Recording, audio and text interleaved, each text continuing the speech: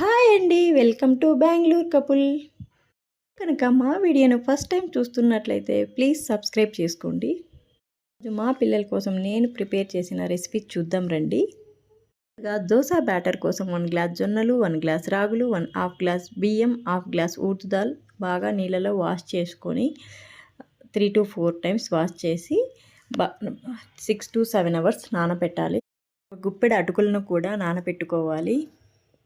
బాగా నానిన తర్వాత గ్రైండర్లో కానీ మిక్సీలో కానీ గ్రైండ్ చేసుకోవాలి దోశ బ్యాటర్ని. ఇక్కడ నేనైతే గ్రైండర్ యూజ్ చేస్తున్నాను. రెడీ అయ్యాక ఒక బౌల్లోకి తీసుకోవాలి. ఇక్కడ నేను వీడియోలో చూపించిన విధంగా పైన క్యాప్ పెట్టి ఓవర్ నైట్ ఫర్మెంట్ చేయాలి. కావాల్సిన చట్నీలు తయారు చేద్దాం. ఎర్ర కారాన్ని ప్రిపేర్ చేస్తున్నాను. ఇందుకు కావాల్సిన పదార్థాలు ఆనియన్, రెడ్ చిల్లీ, సాల్ట్, ఇవి మిక్సీలో వేసుకొని గ్రైండ్ చేసుకోవాలి. ఇక్కడ వీడియోలో చూపించిన విధంగా వైట్ చట్నీ ప్రిపేర్ చేద్దాం రండి.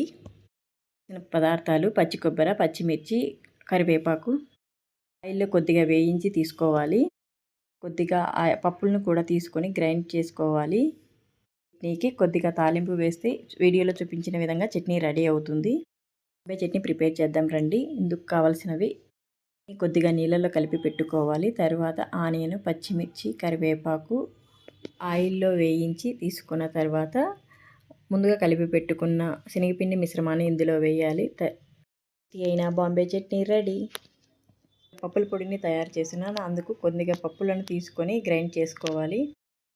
దోశ బ్యాటర్ ప్రిపేర్ చేసుకుందాము. ఇందులోకి కొద్దిగా సాల్టు యాడ్ చేయాలి.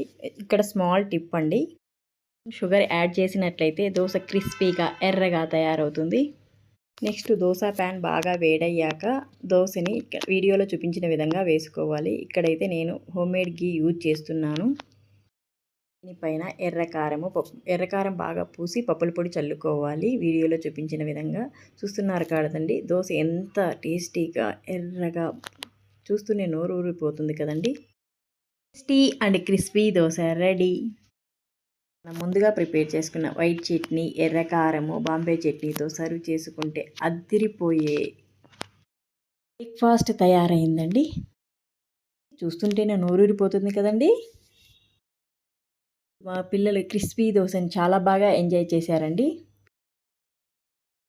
ప్రిపేర్ చేద్దాం రండి. తీసుకొని వాటర్ 1:2 రేషియోలో పోసుకొని కొద్దిగా సాల్ట్ యాడ్ చేసుకొని 15 to 20 minutes నానబెట్టాలి. ప్రిపేర్ చేశానండి. పప్పు ప్రిపేర్ చేద్దాం రండి. ఇందుకు కావాల్సినవి కందిబేడలు, గోంగూర, పచ్చిమిర్చి, టమోటో, కొద్దిగా ఆనియన్, వెల్లుల్లి. ఒక గుప్పెడు గోంగూర తీసుకొని 3 to 4 టైమ్స్ వాష్ చేసుకున్నాను. సాల్ట్ అండ్ బేకింగ్ సోడా వేసి వాష్ చేయడం వల్ల ఆకుకూరలో ఉండే రసాయనాలన్నీ వెళ్ళిపోతాయండి. తర్వాత వీటన్నిటిని కుక్కర్లో తీసుకొని కొద్దిగా పసుపు, ఆయిల్ యాడ్ చేసి క్యాప్ పెట్టేసి 3 to 4 విజిల్స్ రానివ్వాలి. ఇక్కడ మరో స్మాల్ టిప్ అండి, ఆయిల్ యాడ్ చేయడం వల్ల పప్పు పొంగకుండా ఉంటుంది. ఇప్పుడు పప్పును బాగా ఎనుపుకోవాలి. ఇందులోకి పోపు వేసుకుందాము. ముందుగా కడాయిలో కొద్దిగా ఆయిల్ తీసుకొని ఆవాలు, జీలకర్ర, కొద్దిగా ఆనియన్, వెల్లుల్లి, కరివేపాకు, రెడ్ చిల్లీ వేయాలి. ఈ పోపు బాగా వేగాక పప్పులో వేసుకోవాలి. ఇప్పుడు అద్రిపోయే గోంగూర పప్పు రెడీ. ఇక్కడ ఇంగువ ఉంటే కొద్దిగా యాడ్ చేసుకోవచ్చండి ఈ తాలింపులో. బట్ నా దగ్గర ఇప్పుడు ప్రస్తుతానికైతే లేదు, అందువల్ల దాన్ని స్కిప్ చేస్తున్నాను. ఇంగువ వేయడం వల్ల ఇంకా కొంచెం టేస్ట్ ఎన్హాన్స్ అవుతుందండి పప్పుకి. చూసారు కదండి, నోరూరించి గోంగూర పప్పు తయారైంది. ఎంత కలర్ఫుల్గా ఉందో చూసారండి. టేస్ట్ కూడా అద్రిపోయిందండి. చూస్తూనే నోరూరిపోతుంది. ఆ పిల్లల స్నాక్స్ కోసం ఓవర్ నైట్ బాదాం నానబెట్టానండి. సరే కదండి, మా పిల్లల కోసం బాదాము, మ్యాంగో అండ్ గోంగూర పప్పు అన్నం పెట్టాను. ఇవేనండి మా పిల్లల కోసం నేను ప్రిపేర్ చేసిన రెసిపీస్. మరి ఒకసారి మీరు కూడా ట్రై చేసి కామెంట్ బాక్స్లో పింక్ చేయండి. Thank you.